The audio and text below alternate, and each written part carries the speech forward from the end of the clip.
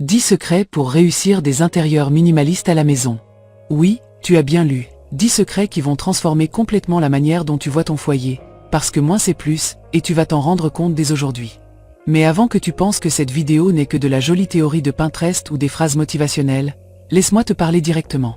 Toi, qui en as assez de sentir que ta maison n'est jamais prête, qu'il y a toujours quelque chose hors de sa place, que même si tu nettoies et nettoies, il semble que tu n'avances pas. Toi, qui regarde autour de toi et voit des étagères pleines de bibelots dont tu ne te souviens même plus pourquoi tu les as achetés. Des meubles bourrés de choses inutiles et des tiroirs qui sont de véritables puits sans fond où disparaissent ciseaux, câbles, chargeurs et jusqu'à ta propre patience. Toi, qui as l'impression que ton foyer s'est transformé en champ de bataille où la saleté, la poussière et le désordre gagnent toujours et où toi, tu perds toujours des heures et des heures de ta vie. Et le pire, même si tu sais que tu as besoin d'un changement, tu ne sais pas par où commencer, ni comment rompre avec ces habitudes d'accumuler, de garder au cas où, de vivre entouré de choses qui n'ajoutent rien à ta vie. La solution existe, et elle est plus simple que tu ne le crois. Elle s'appelle minimalisme, et non, ce n'est pas vivre avec un matelas par terre et 2 tasses blanches, c'est apprendre à lâcher ce qui t'enlève la paix, ce qui te vole ton temps, ce qui rend ta vie plus difficile. Aujourd'hui je vais te donner 10 secrets éprouvés pour réussir des intérieurs minimalistes à la maison, 10 étapes qui vont te faire mal, qui vont te confronter, mais qui vont aussi te libérer. Et si tu restes jusqu'à la fin, tu ne sauras pas seulement par où commencer, mais aussi comment maintenir ce style de vie pour toujours. Alors prépare-toi, parce que cette vidéo n'est pas une promenade tranquille, c'est une secousse dont ton foyer a besoin. Premier secret, sors à l'instant tout ce qui est cassé, vieux, ce qui ne fonctionne déjà plus. Oui, on commence fort. Cette casserole sans manche que tu continues d'utiliser avec un torchon, ce tiroir avec des chargeurs qui ne correspondent déjà à aucun appareil, ces assiettes ébréchées que tu caches au fond du meuble parce que ça te fait de la peine de les jeter. Tu veux vraiment continuer à t'entourer d'ordures ? Parce que c'est ça, des ordures. Ce qui ne sert à rien, ce qui est cassé, ce qui ne fonctionne pas, ne mérite pas d'occuper de la place dans ta maison ni dans ton esprit. Ça te fait mal de le jeter parce que tu penses, ça m'a coûté de l'argent. Mais ce qui coûte réellement, c'est ton temps à nettoyer, ranger et garder des choses inutiles. Fais un tour rapide de ta cuisine et de ta salle de bain. Ce sont les 2 endroits où tu accumules le plus d'objets cassés ou périmés. Ouvre ce garde-manger et jette dès maintenant les épices périmées, les bocaux collants, les médicaments caducs. Ouvre ce meuble de salle de bain et sors des crèmes que tu n'as jamais utilisées, du maquillage sec, des peignes cassés. Tu vas ressentir un coup de liberté immédiat. Et non, ce n'est pas une exagération. La première étape vers un foyer minimaliste, c'est de cesser d'être un musée d'objets morts. Deuxième secret, dis adieu aux décorations sans âme. Oui, je sais, ça te fait mal parce que tu les as achetées en pensant qu'elles rendraient ton salon plus joli. Mais regarde-les avec honnêteté, ce vase poussiéreux, ces souvenirs qu'on t'a offerts il y a 10 ans et qui ne vont même pas ensemble, cette étagère pleine de figurines qui ne font qu'accumuler la poussière. T'apporte-t-il la paix ou te génère-t-il seulement plus de travail ? Parce que chaque chose que tu possèdes, grande ou petite, a besoin d'être nettoyée, a besoin d'espace, a besoin de ton attention. Et si cela ne te provoque pas de joie ni ne représente un souvenir réellement précieux, c'est du bruit visuel. Le minimalisme, ce n'est pas avoir une maison vide, c'est avoir une maison avec des choses qui comptent vraiment, avec des pièces qui ressortent vraiment parce qu'il y a de l'espace pour les voir et les apprécier. Fais cet exercice, garde un seul objet décoratif par étagère, celui que tu aimes vraiment. Le reste, donne-le, vends-le ou sors-le de ta maison. Je t'assure que lorsque tu entreras dans ton salon et verras des surfaces dégagées, tu ressentiras un calme que tu ne connaissais pas. Parce que moins de décoration, ce n'est pas moins de beauté, c'est plus d'air, plus de respiration, plus d'espace pour toi. Troisième secret, attaque la garde-robe à la racine.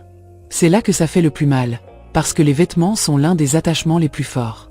Cette robe que tu gardes, pour quand tu auras perdu du poids, ces pantalons qui ne te vont plus depuis des années, ce chemisier qui n'a jamais été assorti à rien mais qui était cher. Soyons sincères, combien de temps perds-tu à chercher quoi mettre chaque matin ? Combien de fois essaies-tu 3 choses, en jettes 2 sur le lit et au final tu mets toujours la même chose ?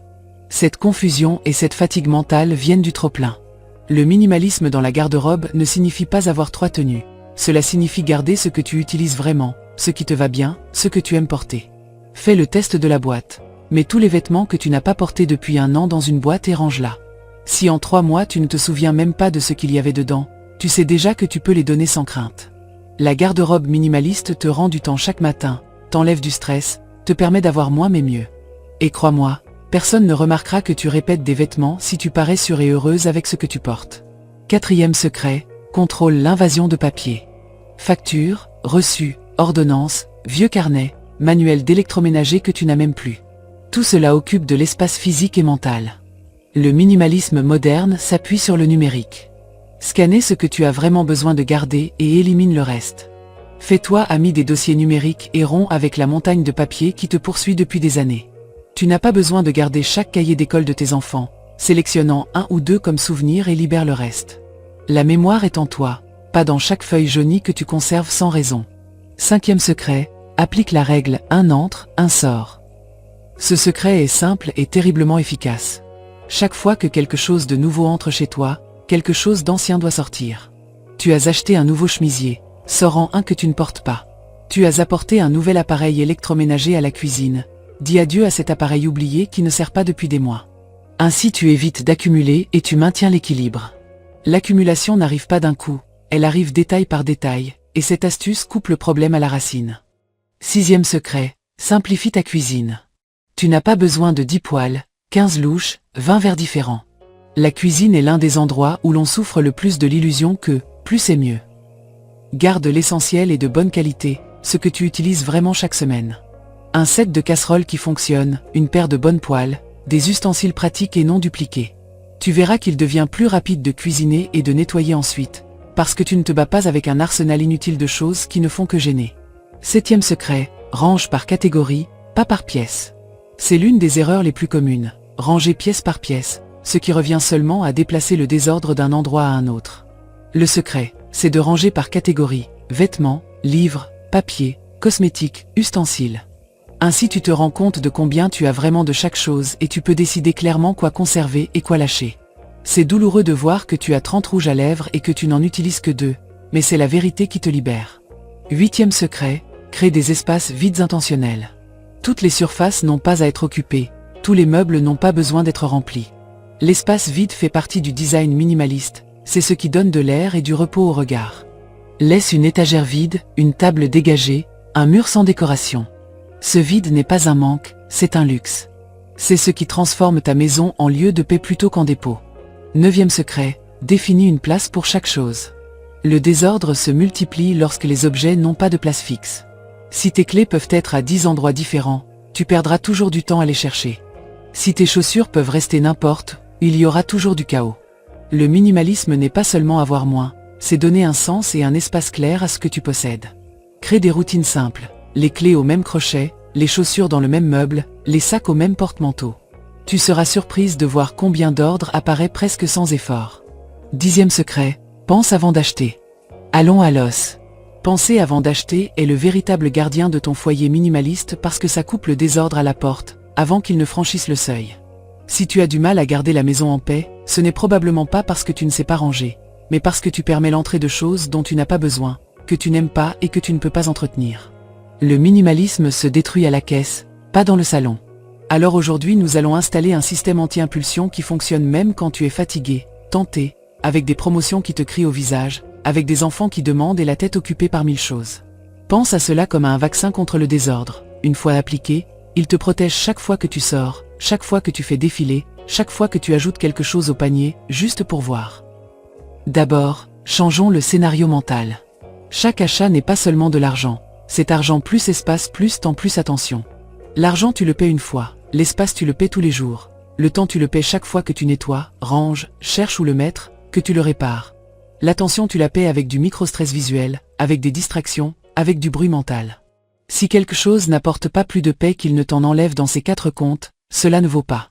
Répète-le comme un mantra, si ça ne m'épargne pas du temps, si ça ne me libère pas de l'espace, si ça ne me rend pas de l'énergie, alors ça me l'enlève. Et tu ne vas pas livrer ta paix en échange de plastique, n'est-ce pas? Maintenant, l'outil pratique, 7 questions de feu avant d'acheter. 1. En ai-je vraiment besoin ou suis-je en train d'acheter une fantaisie? Si demain je ne l'ai pas, ma vie reste-t-elle la même? 2. Vais-je l'utiliser immédiatement cette semaine, avec date et heure, ou est-ce un « au cas où » indéfini? 3. Ai-je déjà une place spécifique à la maison pour le ranger sans rien serrer? Dis-le à haute voix, ça va dans le tiroir X, derrière le meuble Y. Si tu hésites, ça n'entre pas. 4. Qu'est-ce qui va sortir quand ceci entrera?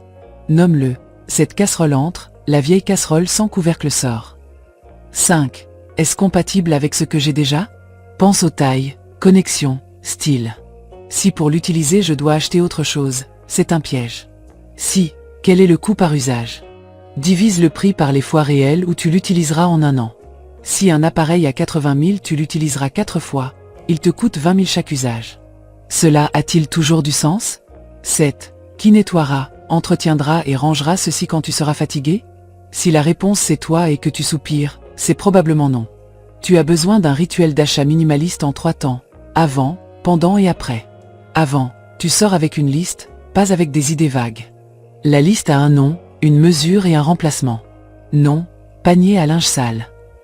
Mesure, 40 cm de large maximum parce qu'il doit entrer entre le lave-linge et le mur. Remplacement, quand il arrive, le vieux panier cassé sort. Toujours avant, vérifie ton inventaire à la maison.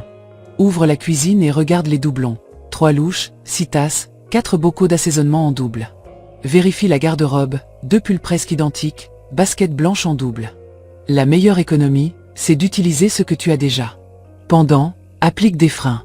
Règle des 24 heures pour tout ce qui n'est pas essentiel. Règle des 72 heures pour les gros achats. Si après 72 heures tu y penses encore et que tu sais exactement où ça ira et ce que ça sort, alors peut-être oui. Autre frein, panier de quarantaine. Tout ce que tu ajoutes en ligne va dans une liste appelée « Réfléchir » pendant 48 à 72 heures. Tu verras que 70% te passent. En magasin physique, respire 60 secondes, bois de l'eau, fais un tour. Si un achat ne survit pas à une minute de pause, il ne méritait ni ton argent ni ton espace. Après, quand quelque chose de nouveau entre, exécute la sortie sur le champ. Pas de « je verrai plus tard ». L'objet remplacé est donné, vendu ou recyclé le même jour, avant d'enlever les étiquettes du nouveau. Parlons des pièges du marketing et de la manière de les désactiver. Le premier est la rareté artificielle. Dernières unités, se termine aujourd'hui. Cyber, avec compteur. Rappelle-toi, si une offre t'oblige à décider en quelques heures, elle décide probablement pour ton anxiété, pas pour tes besoins. Réponse pratique, si c'est vraiment nécessaire, ça le sera aussi la semaine prochaine. Deuxième piège, le 2x1 et 3x2 sur des choses qui ne se consomment pas rapidement. Tu finis par stocker trop. Réponse, achète une unité au juste prix ou aucune. Troisième, l'encre de prix. On te montre d'abord le plus cher pour que le « moyen cher » te paraisse bien. Réponse, définis ton budget maximum à la maison, pas devant le rayon. Quatrième, le leurre, de quoi? Une option au mauvais rapport qualité-prix pour te pousser vers la plus chère. Réponse, compare le coût par usage, pas le prix sur l'étiquette. Cinquième, la livraison gratuite au-dessus d'un certain montant. Réponse, payer la livraison pour un produit utile vaut mieux que remplir ta maison d'ordures pour profiter de la livraison. Répète, je n'achète pas des problèmes. Attaquons le « au cas où », le grand ennemi de la maîtresse de maison. La majorité des « au cas où » sont des déguisements de peur. Peur d'en avoir besoin, de gaspiller, de ne pas être prête. Solution, crée un kit de contingence minimaliste et clôt le dossier. Un kit d'outils basiques, une petite trousse de secours, quelques contenants universels empilables qui servent à 1000 choses. Quand la pensée « au cas où » apparaît, demande-toi, ai-je déjà quelque chose qui remplit 80% de cette fonction? Si oui, ça suffit. Combien de fois par an cette situation se présente-t-elle? Si c'est 1 ou 2 fois, loue, emprunte ou improvise. Le « au cas où » ne se justifie que s'il résout 80% du temps un problème réel et récurrent, non hypothétique. Allons à la cuisine, là où naissent beaucoup d'achats impulsifs. Nous multiplions les gadgets qui ne font qu'une seule chose, éplucheurs bizarres, moules spécifiques, blandés, pour detox, que nous utilisons 3 jours. La manière minimaliste, choisis des outils polyvalents de bonne qualité. Un bon couteau affûté remplace 3 gadgets. Une casserole à fond épais remplace 2 engins médiocres. Avant d'acheter cet appareil électroménager neuf, définis un menu hebdomadaire où il apparaît dans au moins 4 préparations. S'il n'entre pas dans ta semaine réelle, il n'entre pas dans ta cuisine. Et applique le test de l'évier. S'il n'entre pas confortablement là où tu laves et sèches, il t'offrira de la frustration. Allons à la garde-robe, où l'impulsion se déguise en « je le mérite ». Tu mérites la paix, pas des cintres qui débordent. Le minimalisme, ce n'est pas ne pas acheter de vêtements, c'est acheter mieux. Utilise un schéma de couleur capsule, 3 bases neutres et 2 accents qui se combinent entre eux. Chaque nouvelle pièce doit créer au moins 3 tenues avec ce que tu as déjà. Si pour que ça fonctionne tu as besoin de 2 autres achats, c'est un piège. Ajuste la taille, pas la pile. Parfois ce dont tu as besoin, ce n'est pas d'un autre vêtement, c'est de faire retoucher celui que tu adores. Et, s'il te plaît, si tu as acheté un chemisier, pour quand tu auras maigri, tu achètes pour une version imaginaire de toi. Achète pour ton corps d'aujourd'hui. Ta paix est aussi pour aujourd'hui. Papeterie et organisation. Le paradoxe de la maîtresse de maison organisée est d'acheter plus de boîtes et plus d'agendas pour mettre de l'ordre. Je te le dis avec affection, ranger ne demande pas plus de contenants, cela demande moins de choses. Achète des contenants seulement après avoir épuré et mesuré. Et choisis des formats standardisés empilables. Pas de jolies boîtes qui ne vont avec rien et finissent par être un autre objet décoratif sans fonction. Le bon contenant est la dernière étape, pas la première. Il y a un composant émotionnel que personne ne te dit. Beaucoup d'achats sont une anesthésie. On achète pour célébrer, pour compenser une mauvaise journée, pour sentir du contrôle. Ne te blâme pas, reconnais-le. Échange la récompense. Au lieu d'un objet, offre-toi une expérience qui ne laisse pas de traces physiques. Un café avec une amie, un long bain avec des celles que tu as déjà, une marche au soleil, un chapitre de ce livre que tu as abandonné. Si l'achat sert à calmer l'angoisse, l'objet ne la guérit pas, il ne fait que la maquiller. Et après il te laisse la gueule de bois de la dépense et le volume en plus dans le meuble. Installe des micro-barrières sur ton téléphone. Supprime les cartes enregistrées des boutiques. Devoir taper les données te donne 60 secondes de lucidité. Désactive les notifications de promotion. Désabonne-toi des newsletters qui ne font que te déclencher le FOMO. Crée une liste de remplacements planifiés dans tes notes. Des choses que tu n'achèteras que quand leur homologue mourra ou sortira de la maison. Ça fonctionne ainsi. Serviettes de bain, remplacées quand les actuelles perdront leur absorption. Drap, quand ils se déchirent. Poêle, quand elle ne maintiendra plus l'anti-adhérence malgré l'entretien. Quand le moment arrive, il n'y a pas de culpabilité. C'est un achat conscient qui protège ta routine. Argent avec intention. Divise ton budget, choses, en 3 enveloppes mentales. Remplacement, maintenir ce que tu utilises déjà. Investissement, achat qui économise du temps, de l'énergie de façon mesurable. Et caprice, la part qui garde le système humain. La clé, c'est la taille. Remplacement est la portion la plus grande, investissement la seconde, caprice la plus petite et limitée. Si un mois tu as dépensé le caprice, accepté, le suivant, 0. Cela évite l'effet rebond. Se tout interdire explose en un achat géant. Mieux vaut un système avec des soupapes contrôlées. Parlons du coût total de possession. Ce n'est pas seulement le prix.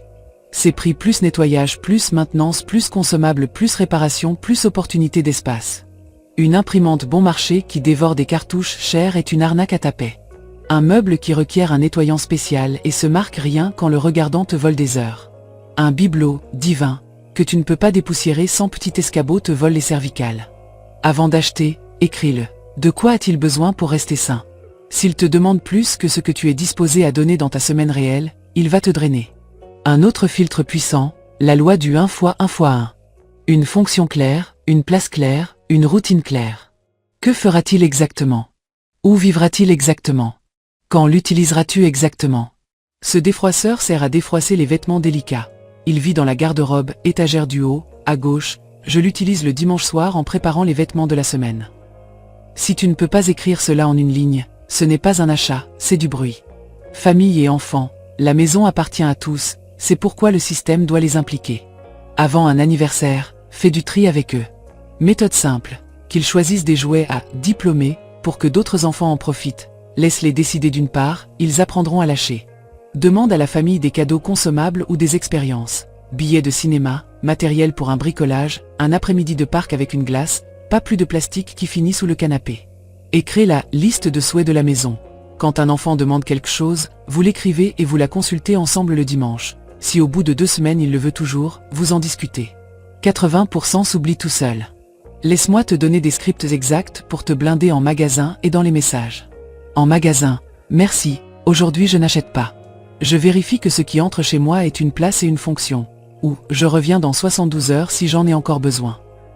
Dans le groupe WhatsApp qui fait pression avec de la vente par catalogue, je passe cette fois. Je suis en train de simplifier mon foyer. Tu seras surprise de voir comme l'entourage devient respectueux quand il t'entend sûr de toi. Autre technique chirurgicale, photomesure. Avant d'acheter n'importe quel organisateur, prends une photo de l'espace et note des mesures réelles sur l'image. Largeur, hauteur, profondeur.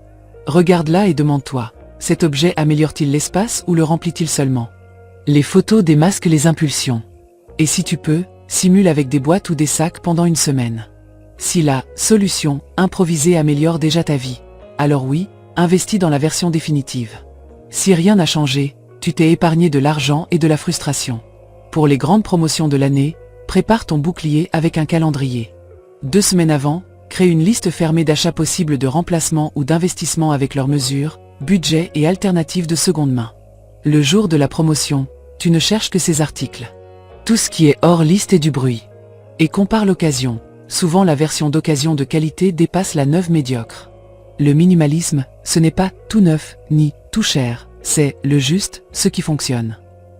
N'oublions pas les sorties silencieuses qui libèrent du budget. Pour chaque catégorie où tu es tenté, négocie avec toi-même une règle qui te protège. Bougies et parfums, autorisés, mais un entre, un sort, et pas de stock de rechange. Livre papier, seulement si tu t'en défais d'un d'abord, et privilégie la bibliothèque ou le numérique. Décoration saisonnière, une boîte par saison, si ça ne tient pas, ça n'entre pas. Cosmétique, on ouvre un produit, on l'utilise, on le termine, seulement ensuite on remplace. Cette discipline fait de la magie, le désir baisse, la satisfaction monte. Une dernière couche, la plus profonde, honore ton identité, pas ton image. Nous achetons pour coller à une idée de « maison parfaite » vue sur les réseaux. Mais ta maison ne vit pas sur Instagram, elle vit avec toi, avec tes routines, avec tes temps.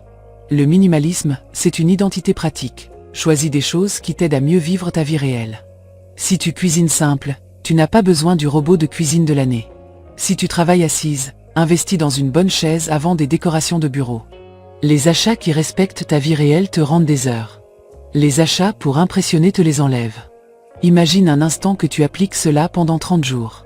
En ces 30 jours, chaque fois qu'une impulsion apparaît, tu la passes par les 7 questions, par la règle des 24/72e heure et par la loi du 1 x 1 x 1.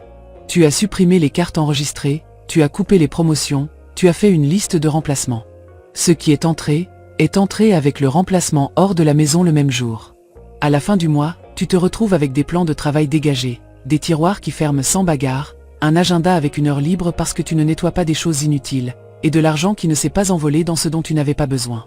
Cette heure libre est ta paix, et elle n'a pas de prix. Je te le dis clairement pour que ça s'imprime. Penser avant d'acheter, ce n'est pas être radine, c'est être maîtresse de ta maison, de ton temps et de ton énergie. C'est décider que ton salon n'est pas un entrepôt, que ta cuisine n'est pas une vitrine, que ta garde-robe n'est pas un magasin d'usine. C'est mettre des filtres, pas des culpabilités, des systèmes, pas des punitions. Quand tu le fais, le reste des secrets du minimalisme devient facile, parce que tu ne te bats plus contre une avalanche quotidienne de nouveaux objets. Tu te bats moins, tu profites plus. Et, oui, moins c'est plus, mais seulement si tu décides quel moins et pour quel plus. Aujourd'hui tu peux commencer, regarde ta liste, applique les questions, installe tes barrières et offre-toi le plus grand luxe de tous, celui qui ne se vend dans aucun magasin, un foyer qui respire.